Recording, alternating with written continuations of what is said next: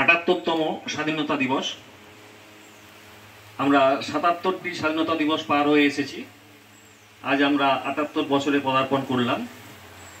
এই ৭৮ বছরের স্বাধীনতা দিবস উদযাপন উপলক্ষে আমরা আজ হসলার অফিসে সমবেত হয়েছি সকলে। এর সাথে আজ আরেকজন মহান বিপ্লবী ঋষি অরবিন্দের জন্মদিন, আমরা তাকেও শ্রদ্ধা জানাবো। এবং আজকের আমাদের যে অনুষ্ঠান, তাতে এখানে ফ্ল্যাগ হোস্টিং করার পরে আমরা সবাই মিলে সমবেত সঙ্গীত গাইতে গাইতে পোড়ামাটির হাটে যাব।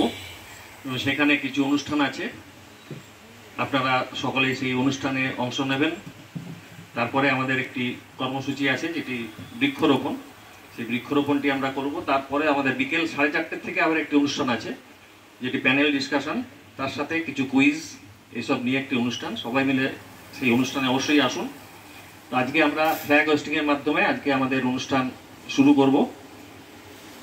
হসলার প্রেসিডেন্ট এবং ভাইস প্রেসিডেন্ট দুজনেই এসে গেছেন। আমরা ওনার